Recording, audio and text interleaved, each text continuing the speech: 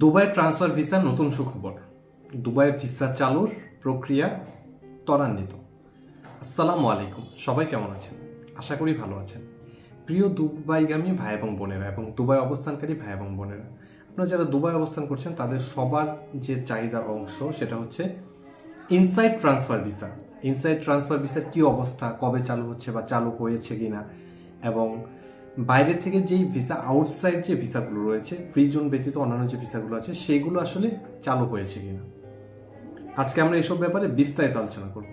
বিস্তারিত জানতে ভিডিওটি না টেনে শেষ পর্যন্ত দেখুন এবং প্রবাসের খবরাখবর সবার আগে জানতে চ্যানেলটি সাবস্ক্রাইব করে অল বাটন অন করে রাখুন। চলুন বিস্তারিত জেনে নেওয়া যাক। দুবাই ভিসা আমাদের বহুল প্রতীক্ষিত একটি নাম। গত প্রায় 1 বছর যাবৎ এই ভিসা বন্ধ রয়েছে এবং সমস্ত ক্যাটাগরি, যদিও ভিসা বন্ধ বলতে যে তারা ঘোষণা দিয়ে, দুবাইয়ের ক্ষেত্রে এই জিনিসটা কখনোই ঘটে না, তারা নির্দিষ্ট তারিখ ঘোষণা দিয়ে কখনো বন্ধ করে না। ভিসা প্রক্রিয়া স্থগিত রয়েছে, মানে ভিসা অ্যাপ্রুভ করছে না। এখন গতকাল ডক্টর মোহাম্মদ ইউনূস তার যে 5 আগস্টে সে ঐতিহাসিক ভাষণে বলেছেন দুবাইয়ের ভিসা চালু হয়েছে। দুবাইয়ের বর্তমানে কিছু কিছু ক্যাটাগরিতে ভিসা দেওয়া শুরু করেছে, যার ভিতরে রয়েছে বাইক রাইডার ভিসা, আরবি ঘরের ভিসা। এখন আরবি ঘরের ভিসাটা কি হচ্ছে, আরবি ঘরের ভিসাটা ট্রান্সফার হচ্ছে। এটা গত 1-2 দিন যাবত যে জিনিসটা শুরু হয়েছে, তাই এখনও আসলে আমরা সেইভাবে আপনাদেরকে বলছি না, কারণ দেখা যায় অনেক সময় যে 2-1 দিন চালু থাকার পরে আবার দেখা গেছে অ্যাপ্রুভাল দিতে চায় না। তাই নিশ্চিত হওয়ার জন্য আপনারা 1 সপ্তাহ পর্যন্ত অপেক্ষা করতে পারেন। এখন বাইক রাইডার ভিসা গত 3-4 দিন আগে থেকে দুবাইয়ের যে বাইক রাইডার ভিসা রয়েছে সেটা দেওয়া শুরু করেছে। এর পাশাপাশি দুবাইয়ের হাই প্রফেশন যে ভিসা ছিল সেটাও চালু ছিল, সেটাও দেওয়া শুরু করেছিল। এখন আসলে দুবাইয়ের ব্যাপারটা কি, দুবাই কখনো দিন তারিখ দিয়ে শুরু করে না। এমন না যে আজকে একটা ঘোষণা দেবে বা দুবাই সরকার একটা বিজ্ঞপ্তি জারি করবে যে আজকে থেকে বাংলাদেশের জন্য ভিসা চালু, ব্যাপারটা এরকম না। এই যে দেওয়া শুরু হয়েছে, এই প্রক্রিয়াটাকেই বা দিচ্ছে 1টা 2টা বা 3টা 4টা, এখন যেহেতু সীমিত আকারে দিচ্ছে, এই যে সীমিত আকারে দিচ্ছে এটাকেই আমরা দুবাই আসলে চালু হিসেবেই বলা হয় এবং সবসময় বলা হয়। এর সংখ্যাটা আস্তে আস্তে আস্তে আস্তে বাড়বে। এখন দুবাইয়ের কি আসলে আরবি ঘরের ভিসা কোন পর্যায়ে রয়েছে? আপনার যদি আরবি ঘরের কোনো ভিসা ক্যান্সেল হয়ে গিয়ে থাকে, আমরা আপনাদেরকে বলবো না যে আপনি যেখানে আছেন সেখান থেকে ক্যান্সেল করে চলে গিয়ে আবার নতুন করে ভিসা লাগান, সেটা না।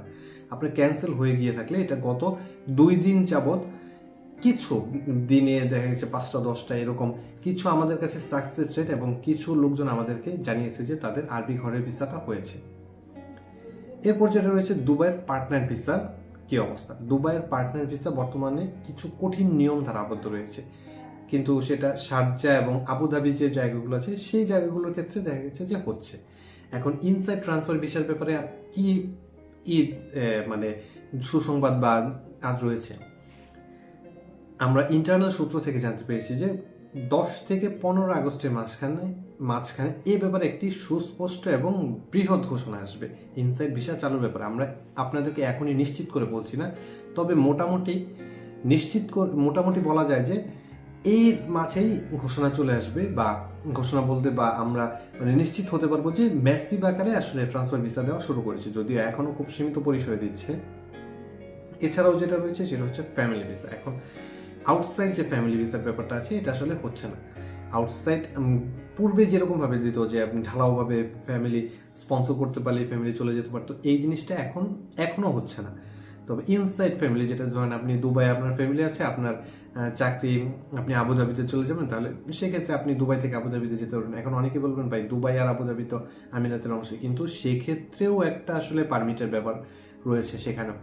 এখন আপনি শারজাতে আছেন, শারজাহ থেকে আবুধাবিতে আসতে পারেন, আবুধাবি থেকে আবার শারজাতে যেতে পারেন। এই যে সুবিধাটা, যেটা কিছুদিন অফ ছিল বা স্থিমিত ছিল, সেটা আবার চালু করা হয়েছে। সেটা হচ্ছে কিন্তু আউটসাইড যে ফ্যামিলি ভিসাটা সেটা এখনো হচ্ছে না। ভিজিট ভিসার যে ব্যাপারটা আছে, আগে যেভাবে ঢালাওভাবে ভিজিট ভিসা দেওয়া হতো 60 দিনের জন্য, 90 দিনের জন্য, এখন সেটা খুবই কঠোর পরীক্ষা নিরীক্ষার মাধ্যমে এবং কঠোর অনেকগুলো কাগজপত্র ডকুমেন্টস চেকের মাধ্যমে 30 দিনে একটা ভিজিট ভিসা অ্যাপ্রুভ করা হচ্ছে। এছাড়া কি আছে, এছাড়া হচ্ছে যে যাদের ফাইন রয়েছে বিভিন্ন কারণে, যারা অবৈধ হয়ে গিয়েছিল ক্যান্সেল হয়ে যাওয়ার পরে, যারা অবৈধ থাকার কারণে বিভিন্ন ধরনের ফাইন রয়েছে, এই ফাইন নিয়েও একটা সুস্পষ্ট ঘোষণা আসবে 10 থেকে 15 তারিখের মাঝখানে। আশা করা যায় 10-11 তারিখের মাঝখানে ঘোষণা চলে আসবে, কিন্তু সর্বোচ্চ হলেও 15 তারিখের মাঝখানে ইনশাআল্লাহ এই ব্যাপারে একটা সুস্পষ্ট ঘোষণা আসবে। এছাড়া যেটা আছে এখন হলো লেবার ভিসার আসলে কি অবস্থা। ডক্টর মোহাম্মদ ইউনূস গতকালকেই ঘোষণা করেছেন যে দুবাইয়ের ভিসা চালু হয়েছে, আমিরাতের ভিসা চালু হয়েছে। এখন আমরা সাধারণত ভিসা চালু বলতে হাই প্রফেশন ভিসা তো অনেক আগেই ছিল, তাহলে অবশ্যই এমন কোনো সরকারের চুক্তি বা সরকারের দূতাবাসে এমন কোনো কার্যক্রম ঘটেছে যার ফলে উনি ঘোষণা করেছেন যে দুবাইয়ের ভিসা চালু হয়েছে। এটা আমরা খুব শীঘ্রই জানতে পারবো যে দুবাইয়ের লেবার ভিসার মানে কবে থেকে অ্যাপ্রুভ হচ্ছে। এখন যেহেতু বলা হয়েছে যে চালু হয়েছে, তার মানে অ্যাপ্রুভ যেদিন হবে সেই দিনে আমরা আসলে ধরে নিতে পারবো চালু হবে। কারণ দুবাই সরকার আলাদাভাবে কখনোই ঘোষণা দেবে না যে আমরা বাংলাদেশিদের জন্য চালু করেছি, কারণ এটার কারণ হচ্ছে তারা বন্ধই করেনি কখনো বাংলাদেশিদের জন্য। এরপর যেটা আছে যে এই লেবার ভিসা এখন যদি চালু হয় কিছু কঠিন নিয়মের মাঝখান দিয়ে চালু হবে, যার ভিতরে সবচেয়ে প্রাথমিক মানে সবচেয়ে গুরুত্বপূর্ণ যেটা মনে করা হচ্ছে সেটা হচ্ছে পুলিশ ক্লিয়ারেন্স। যেহেতু 24 সালে একটা ইনসিডেন্ট ঘটেছিল এবং এই কারণে দুবাই সরকার আসলে অনেক বেশি পরিমাণ তারা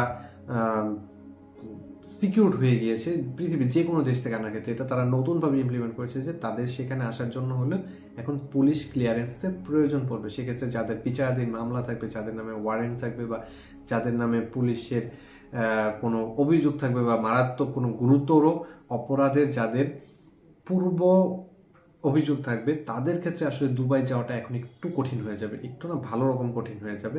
এবং এছাড়া আরেকটা যেটা ধারণা করা হচ্ছে, এটা এখন করতে পারে বলতে 60-40 চান্স আছে। এবং আমরা যতটুকু সূত্রে জানতে পেরেছি যে আসলে দুবাই সরকার এই ব্যাপারটা নিয়ে বদ্ধপরিকর, কিন্তু বাংলাদেশ সরকার এবং দূতাবাসের পক্ষ থেকে একটু আপত্তি জানানো হয়েছে এবং বলা হচ্ছে যাতে এই ব্যাপারে একটু শিথিলতা দেওয়া হয়, যারা অভিজ্ঞ রয়েছে তাদের ব্যাপারে যাতে একটু শিথিলতা দেওয়া হয়। দুবাই সরকার চাচ্ছে যে বাংলাদেশ থেকে ন্যূনতম HSC মানে ইন্টারমিডিয়েট পাস ব্যতীত তারা তাদের দেশে আর কোনো ধরনের লেবার ইন্টেন্স নিতে যাচ্ছে না। এবং এই ক্ষেত্রে বাংলাদেশ সরকার এখনো নেগোসিয়েশনাল পর্যায়ে রয়েছে, দেখা যাক এক্ষেত্রে কি সুযোগ আসে। তবে ধারণা করা যায় যে অভিজ্ঞতা থাকলে তাহলে হয়তো বা SSC পাশেও যারা থাকবে তারা যেতে পারবে।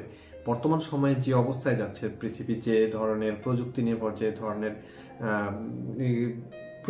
কাজ, যে ধরনের আপনার অটোমেটেড নির্ভর হয়ে যাচ্ছে, সেক্ষেত্রে আসলে ন্যূনতম শিক্ষাগত যোগ্যতা ছাড়া এই কাজগুলোতে আসলে টিকে থাকা কঠিন হয়ে যাওয়ার কারণে কোনো দেশের সরকারি এখন আর আগের যারা একদমই পড়ালেখা পারতো না তাদেরকে যেরকমভাবে কাজে নিয়ে যেত সেই পর্যায়টাতে আসলে থাকতে যাচ্ছে না। এক্ষেত্রে দুবাইও তার ব্যতিক্রম নয়, দেখা যাক কি হয় এক্ষেত্রে।